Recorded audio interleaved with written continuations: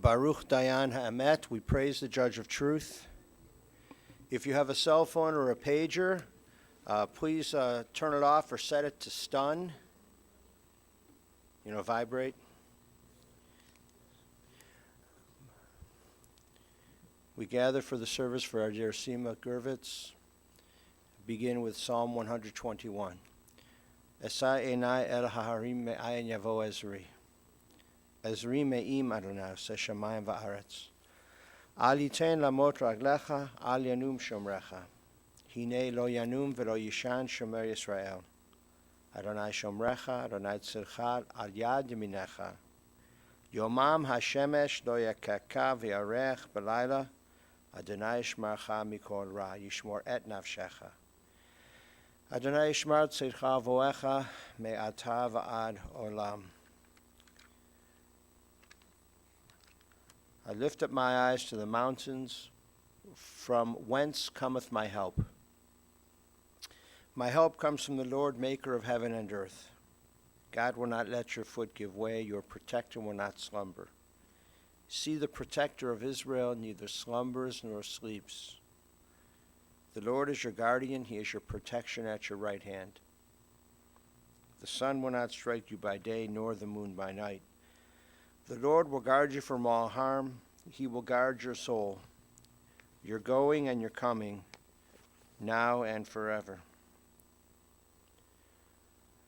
This afternoon we gather to pause and to reflect and to mourn and to express our gratitude for the life of your dear Sima Gurvits. Sima was very devoted to her family. She was a good wife, a good mother, good babushka. She was friendly. People loved her. She was a skilled seamstress. She took good care of her appearance. She was a beautiful woman. She was born in Sabrakovo, which was a Jewish suburb of Odessa, December 31st, 1930. Her parents of blessed memory, Leib and Rachel. Her older brother, Fima, preceded her in death about 10 years ago. Her father, Leib, was a soldier during the Great War, during World War II. The war started in the Soviet Union June 22nd, 1941, and Leib went off to fight. Sometime during the war, he was killed. In September 1941, the Nazis were advancing on Odessa. Rachel, Fima, and Sima boarded a ship with bombs falling around their heads. After the ship, they boarded a train, went to Uzbekistan. And they got off the train in a place, I don't know the Russian, but it's called the Hungry Desert. Sima was 11 years old. The family lived with constant hunger. Sima she worked picking cotton. She wasn't getting money from picking the cotton. They paid her in soup. She got something to eat picking the cotton. And Fima, her brother, caught little birds like the little finches you see in the backyard so they could prepare them to eat. Finch doesn't have a lot of meat on it. They were hungry. They survived, and life was very tough. The Great War ended, May 1945. Sima, Fima, and their mother Rachel made their way back to Odessa. And they did not know where Leib was. They eventually learned he died in the war. I mean, he was missing. After a little while, you just have to assume. In 1954, Sima met a man named Alexander Gurvits in Odessa. Alex was an orphan after the war. He had been in a concentration camp with his parents, and they died. He escaped the concentration camp, and also he was 11 years old when he escaped. He was a young boy. Sima and Alex met the beginning of April 1954, and about 3 weeks later they got married. This isn't something most of us want our children to do. 3 weeks, get married, but that's what they did. The life they lived was so difficult. You find someone, you get married. They were married April 24th, 1954. And then the family came to America in 1978. They shared a life 40 years at the time of Alex's death in 1994. Sima and Alex were blessed with 2 children, 4 grandchildren, Lenny, Lonya, Yelena's husband Igor, Sherard, Alex, Sasha, Richard married to Erica, Alan married to Marika. Their 2 great-grandchildren, Toby and Haley, and maybe another one on the way. Yemertzah Hashem, God willing. Also, the, machotonim, machotonista is for the woman. So Bella, Igor's mother, been a great friend of Sima for many, many years. And nieces Ludmila and Irina, Fina's daughters, are very close to her as well. She breathed her last and passed away on Monday morning. She died on the 70th anniversary of the reestablishment of the State of Israel, 70 years. She had a Yiddish neshama, she had a Jewish soul. Yesterday, as we talked about Sima, and I was reminded once again of Jews growing up in the shackles of the Soviet Union. As you know, most Jews didn't have the opportunity to practice much Judaism, although there was a Judaism, in the heart and in the soul.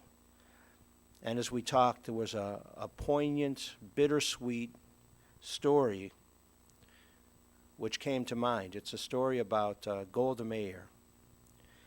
And in 1948, she went to the Soviet Union as the first Israeli ambassador. And no one knew how the Russian Jews would react, because, of course, there had been no legal Jewish education in the Soviet Union since October 1917, the Bolshevik Revolution. So perhaps all the Jews were gone, the Israelis thought, She would open the Israeli embassy on Friday nights and invite people to come with tea and a little nosh, some cookies. Not very many people came, but people were hearing that she was opening the embassy. And several months later, the local Jews had been warned not to, go and spend much time with the Israelis, and the Israelis were warned not to go try to find their family if they have Russian roots. So the Israelis were apprehensive, and of course the Russian Jews were apprehensive. Rosh Hashanah comes, October 4th, 1948, and as Rosh Hashanah was approaching, the word spread that Golda was going to be going to the services there at the big synagogue, the Choral Synagogue in Moscow. Tens of thousands of Jews came to the synagogue, and they gathered outside. And Golda wrote in her autobiography, instead of the 2,000 Jews who usually came to synagogue on the holidays, a crowd of close to 50,000 Jews were waiting for us there. And for a minute, Golda said, I could not grasp what had happened or even who these people were. And then it dawned on me. They had come, these good, brave Jews, in order to demonstrate their kinship and to celebrate the establishment of the State of Israel. And they called her name, she said. And they lined up in the synagogue to touch her and to wave to her, to welcome her, to kiss her. And she wrote in her autobiography, she was so moved she could barely speak. And she only knew a little in Yiddish, which is more than I know in Yiddish. And what she said all she could say was, thank you, thank you, thank you for coming. Thank you for being here. Thank you for remaining Jews. And it is a similar sentiment this afternoon, because as we look at one another, even in the sadness, with the passing of Sima. A sense of gratitude should well up in our hearts. Thank you for remaining Jews, and thank you. Sima lived by herself. She was a very independent woman. She loved gardening. Lonya said if she would plant a stick in the ground, it would blossom. She was a seamstress. She made beautiful dresses. She was artsy.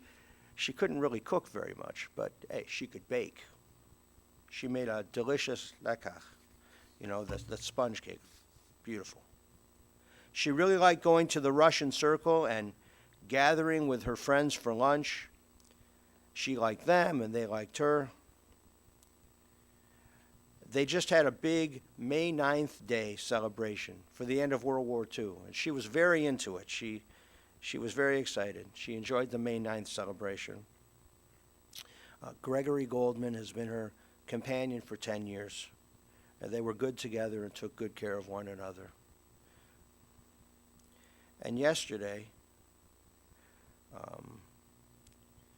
they gathered on Mother's Day. On Sunday, they gathered on Mother's Day. And then on Monday morning, about 7 in the morning, Israel Independence Day, her heart stopped. And she breathed her last. And now her soul is at peace. And now this is a time there's no pain, there's no deterioration, there's just rest and peace. And her soul returns to God. Judaism teaches that the dust returns to the earth as it was, the spirit returns to God who gave it. We will place the body in the ground, in the dust, and the spirit returns to God. Her soul lives on in a time. It's called Olam Haba, the world to come. This is a place.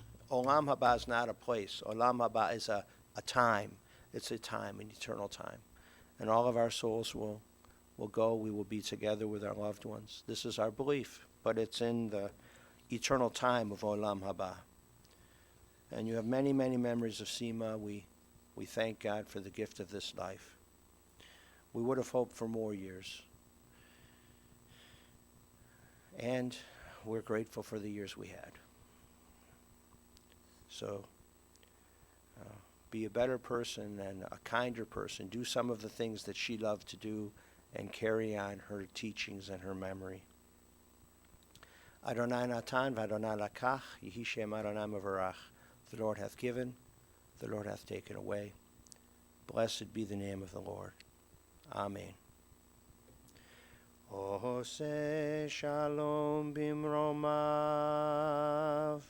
hu ya'aseh shalom aleinu, ve'al kol Yisrael, ve'imru, yimru, amen. Ya'aseh shalom, ya'aseh shalom, shalom aleinu, ve'al kol Yisrael, ya'aseh shalom, ya'aseh shalom, shalom aleinu, ve'al kol Yisrael. May God who causes peace to reign in the high heavens, may God cause peace to rain down upon us, on all Israel, and upon the soul of our dearly departed Simcha Bat Lev Rachel, our dear Sima Gurvits. It is now, it's a privilege to call forward Yelena and Lonya to speak a little bit. Also, you should know that the family has allowed us to send a couple of prayer books, Passover Haggadahs, in the casket with Sima, so that we provide respectful burial for the old prayers as well as your dear loved one.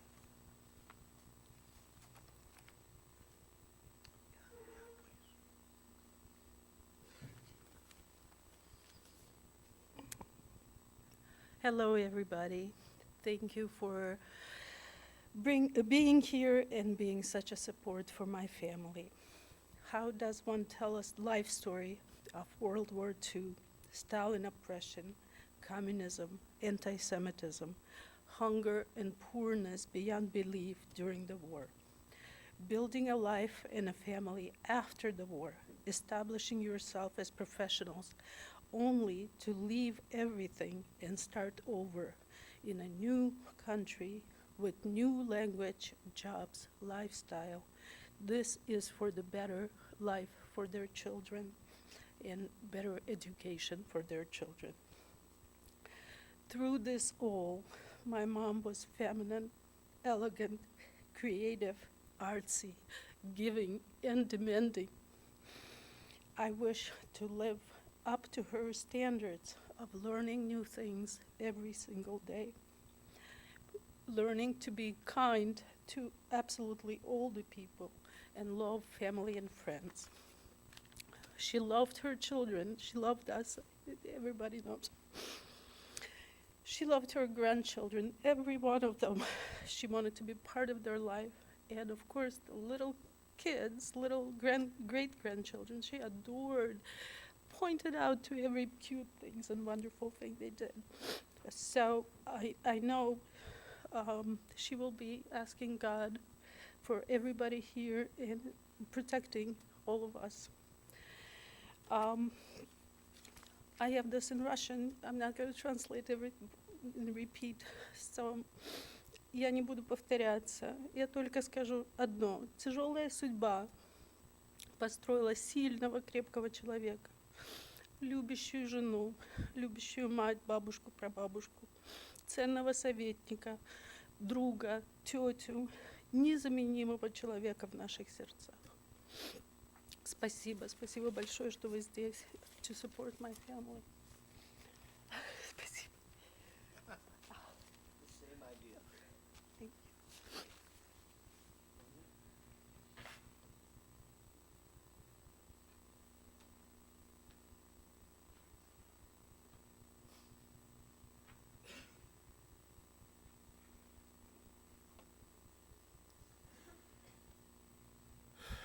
Огромное спасибо всем, что вы пришли почтить память моей матери. Что может быть тяжелее слов сказать, что я пришел сегодня хоронить свою мать. Не так много слов бывает хуже. То, что она любила нас всех, она всех жалела, она всех ценила, это все знают. Я расскажу, чего мне будет не хватать. Каждый день между 7 и 9 часов вечера я ей звонил.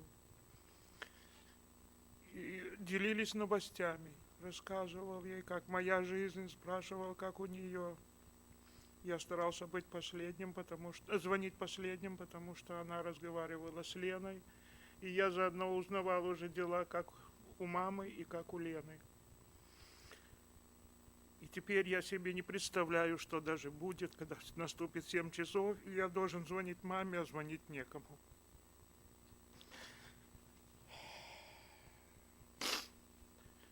Сегодня я утром проснулся, открыл дверь балконную и смотрю, на балконе сидит светло-серый голубь. Кто когда-то видел, чтобы сидел голубь у тебя на балконе? Я так думаю, что это была ее душа, пришла попрощаться со всеми. Я с ней поговорил, сколько голубь там сидел. И сказал, чтобы она за всех нас молилась. И просила у Бога за жизнь, за здоровье. И чтобы все наши родственники молились за своих детей и внуков. И чтобы мы долго-долго ее помнили, и чтобы ее душа успокоилась. Should I say it in English too? No? We have some English classes. Well, I'll say it very shortly in English. The most I'll miss about my mother is when it's time to call her, between 7 and 9 o'clock in the evening. And I am programmed to call her every day, preferably the last person to call her, so she talked to everybody, including Helen. And I would ask, how is she doing? How is Helen doing? And now when 7 till 9 o'clock, comes, I'll be going crazy.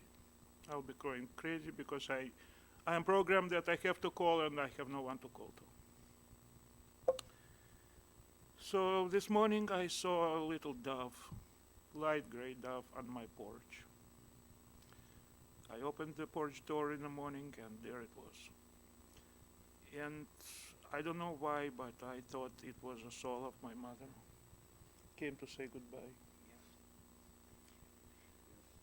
So I I talked to the dove until my cat scared it away. And I asked her to forgive me for everything I've done, because I never meant any harm, and to pray for all of us, for our family, for our children, grandchildren. And I wished her to rest in peace.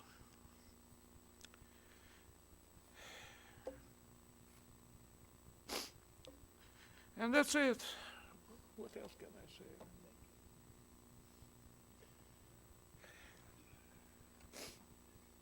Thank you, everybody, for coming. Thank you. And to all of those words spoken as a prayer, let us say Amen. Amen. Please rise for El Maleh Rachamim. El Maleh Rachamim, Shochein Bamromim, Hametzem Menucha Nechona, Tachat Kanfei Hashchina, Im Kedoshim U'Tohorim, Gezohar HaKiyam Asirim, Et Nishmat Simcha Bat Lev V'Rachil, Shalach Al Olama, Ba'al HaRachamim, Yasdireha B'Seiter Kanafav L'Olamim, Vayitzroh B'Tzroh HaChaim, Et Nishmata, Adonai Hu Nachalata, B'tanuach b'shalom al mishkava, v'nomar Amen.